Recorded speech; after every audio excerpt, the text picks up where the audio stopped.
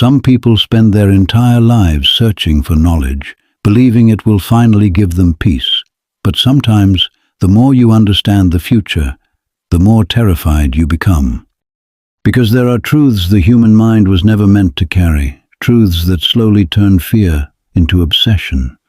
And centuries ago, one god became so afraid of losing control over the future that he sacrificed part of himself just to see what was coming. His name was Odin, the ruler of the Norse gods. But unlike most kings in mythology, Odin was never obsessed with pleasure or conquest. He was obsessed with one thing: knowledge. Because Odin believed that if he could understand the future, he might still be able to escape it. And that fear would eventually drive him to sacrifice far more than just an eye. Odin understood something most gods tried to ignore. Power means nothing if you cannot stop what is coming. And deep within Norse prophecy, there was one future that haunted him more than anything else: Ragnarok, the end of the world. A future where kingdoms would burn, the sky would collapse, and even the gods themselves would die. Odin did not fear battle, he feared helplessness, because for the first time, a god was facing something no weapon could defeat: fate. And the more he searched for answers, the more terrifying those answers became. So Odin began sacrificing pieces of himself, not out of wisdom, but out of fear. He traveled across realms, searching for anyone who could reveal hidden knowledge about the future. And eventually, that search led him to the Well of Mimir, a place said to contain knowledge older than the gods themselves. But the well demanded a price.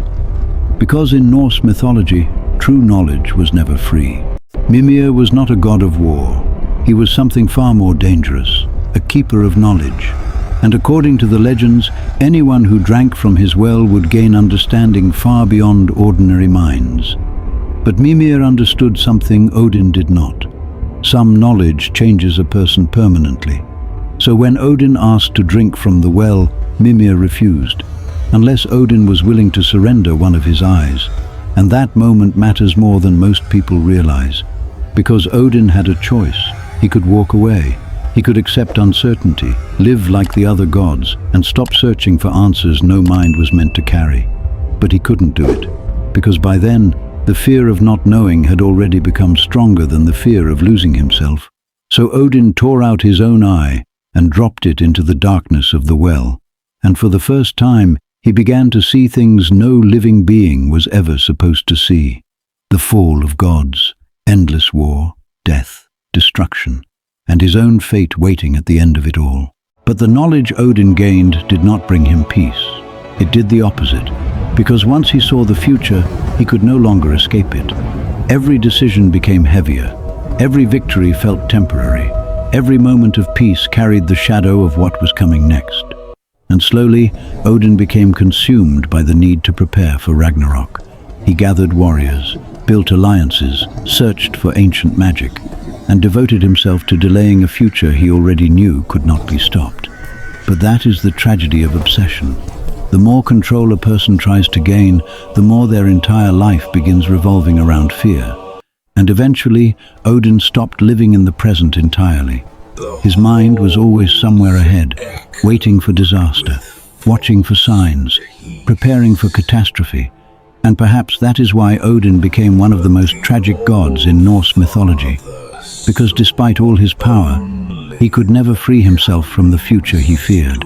After seeing the future, Odin became obsessed with one impossible goal: stopping Ragnarok, or at least delaying it.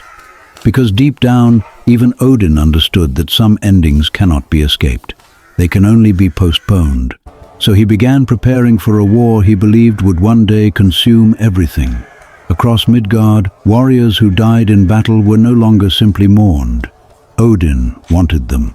Every fallen soldier became part of something larger. The Valkyries carried them to Valhalla, where they would train endlessly for the final battle at the end of the world. And the terrifying part is this: Odin was building an entire kingdom around a future disaster. Think about that.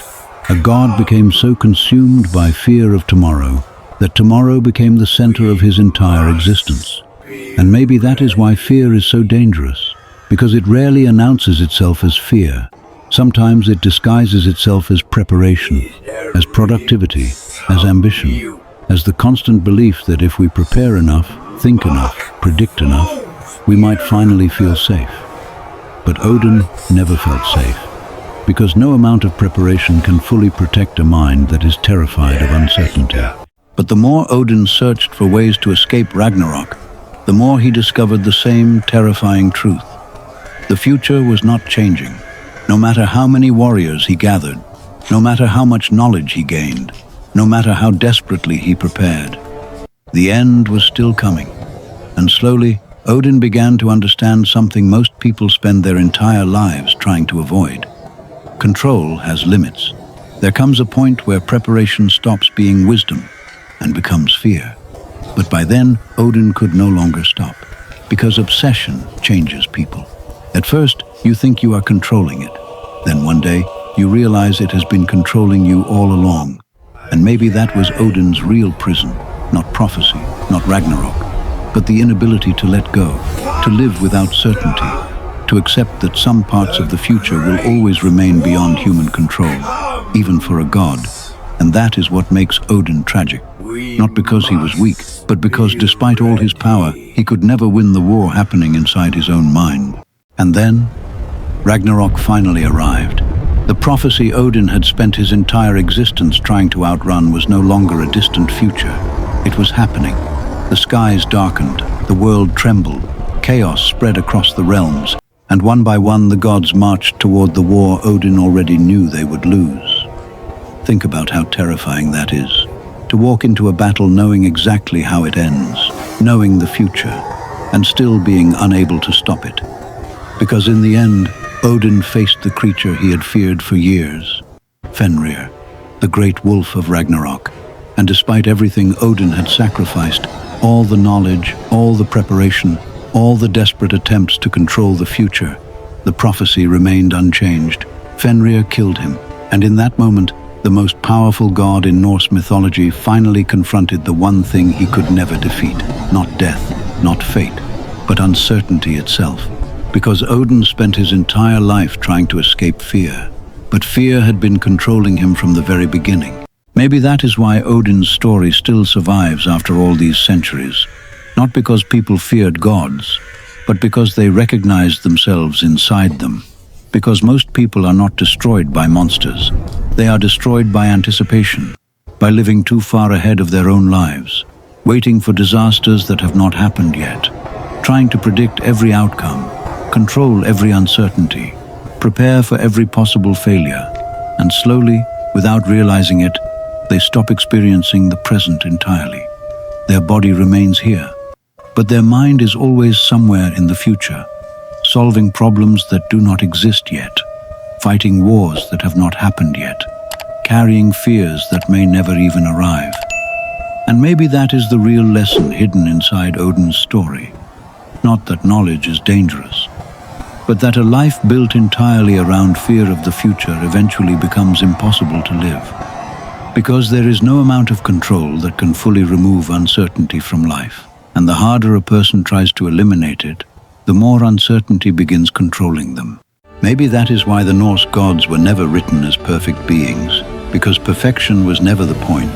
They were powerful, wise, feared, and still, they could not escape uncertainty, just like us. And perhaps Odin's greatest tragedy was not that he failed to stop Ragnarok. Maybe his real tragedy was spending so much of his life trying to control the future that he forgot how to live before it arrived. Because in the end, no amount of knowledge can guarantee peace. No amount of preparation can remove every risk, and no human being can fully control what comes next. But maybe life was never meant to be controlled completely. Maybe it was meant to be lived, even with uncertainty. So the real question is not whether Odin feared the future. The real question is, how much of your own life is being controlled by futures that have not happened yet?